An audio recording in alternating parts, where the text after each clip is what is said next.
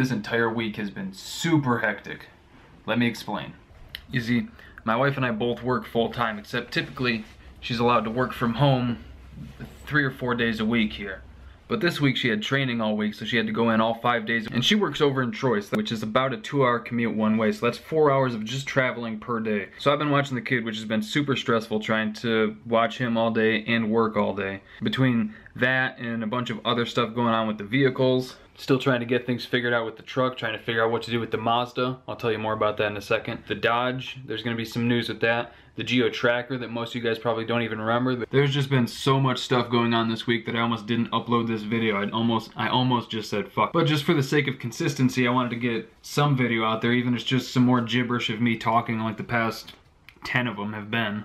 Alright, so let's get into it. The GMC. There aren't actually any problems with it. I'm just trying to figure out what I want to do to it next. I'm leaning between the converter or the cold air intake, or if I want to just leave it how it is and focus on some of the other projects that I need to get done, because there are a shitload of them. Which leads me into the next thing, the RX7.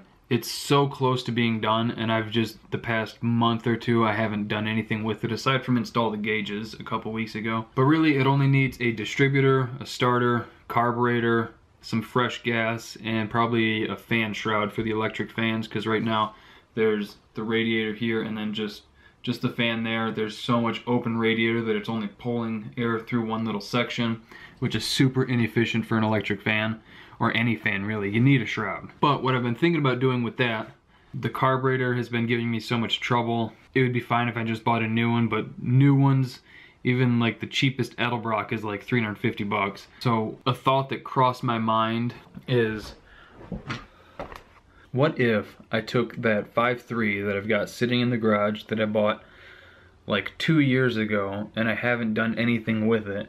What if I took that 5.3, got the flex plate adapter and stuff that I'd need, put that in the car. I have the starter, I have the wiring harness, I have the computer, I have the exhaust, I have the alternator.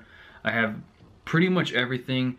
I would just have to tweak the fuel system, probably put a new pump in it, new fuel lines. I would need a serpentine belt, a bunch of little stuff like that. I think the price, whether I finish the build buying new parts or put the LS in there, I think it'll be pretty similar, but it'll be significantly easier just to finish the build, because I mean, changing a distributor, you can do that in half an hour if that pin doesn't fuck with you. Changing a carburetor, 10 minutes. Starter, half an hour. It'd be so much easier just to finish it now, but I mean, dealing with a carburetor, that's no fun. I'm probably gonna do a little bit more thinking about what I want to do with that. Odds are I'll stick with the small block and just finish it like that, because I'd like to, after all that work, I'd like to at least drive it a couple times with that motor in it before doing anything else. And then we move on to the Dodge and the Tracker. Now, odds are most of you guys haven't seen the videos, if any of you are even gonna watch this one. But if you don't know, I have a 96 Geo Tracker, 4-wheel drive, loads of fun off-road, and I have an 85 Dodge Ram, 4-wheel drive, loads of fun off-road.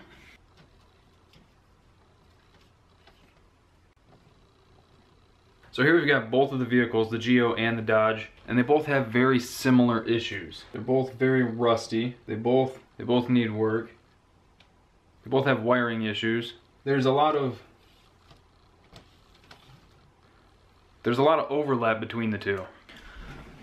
So when you take that and you factor in the fact that they were both super cheap and there's an auction this weekend, the logical conclusion is to just send them to the auction, get rid of them, take the money that I get from them, put it into the truck and the RX7, which are both relatively rust free. There's actually like hardly any rust on the Mazda. The truck obviously has some body rot on the rockers and the bed, but for the most part they're both really solid.